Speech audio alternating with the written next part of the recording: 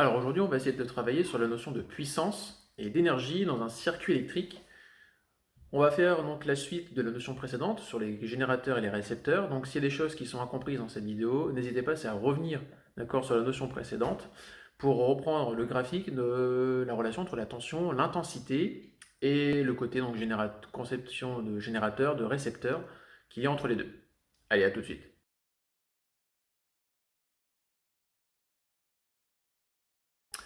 On commence par les dipôles qui sont récessifs. Un dipôle qui est récessif, c'est le dipôle qui, dans sa représentation, si on fait la mesure de tension et d'intensité, est capable de donner en fait une droite affine. Et la droite affine, si elle passe par l'origine du repère, on dit qu'un dipôle récessif est purement un dipôle ohmique.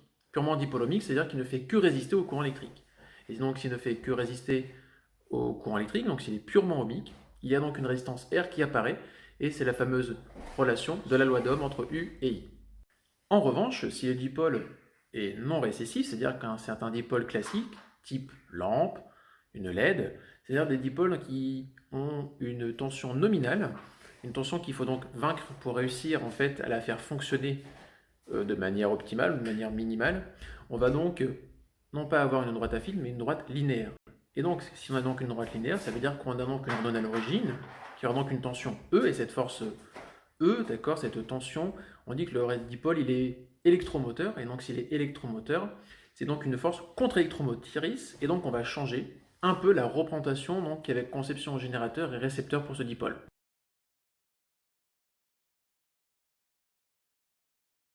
Puissance, on peut donc essayer de la comprendre, de la vulgariser, si on prenait donc le courant électrique comme un courant d'eau.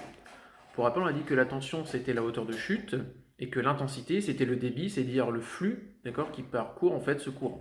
Enfin, tout au moins, ce courant d'eau, ce courant d'électricité. La puissance, c'est la relation qu'il va y avoir entre la hauteur, justement, d'eau en chute, avec tout le débit qui va la parcourir. Et en fait, la puissance, ce sera donc la tension fois l'intensité, tout au moins, surtout pour les puissances de réception, hein, pour la puissance qui est reçue. Et on peut voir aussi que la puissance, c'est l'énergie divisée par unité de temps. Pour prendre l'énergie, on pourrait prendre un exemple. Si on prend une facture de fournisseur d'énergie, hein, comme EDF, sur la facture, l'énergie qu'on consomme, elle nous est donc proposée en kilowattheure. Kilowattheure, c'est-à-dire qu'on a des kilowatts, la puissance, multipliée par le temps, puisque c'est des watts-heure, donc il y a un point heure, et donc ça veut dire qu'on multiplie par le temps. Donc une puissance multipliée par le temps, on récupère donc l'énergie. Donc de l'énergie qu'on exprimera en joules, c'est donc la puissance multipliée par le temps d'utilisation de l'énergie qu'on reçoit.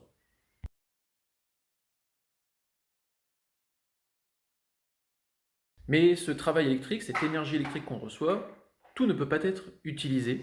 Donc ce qui est fourni ne peut pas être utilisé à bon escient par le dipôle. Il y a forcément ce qu'on appelle une perte. La perte, elle se manifeste principalement pour les dipôles récessifs ou non récessifs, sous forme donc, de ce qu'on appelle de chaleur, de quantité de chaleur grand Q, et cet effet de perte d'énergie, c'est ce qu'on appelle, et on le voit depuis le collège, ce qu'on appelle l'effet Joule.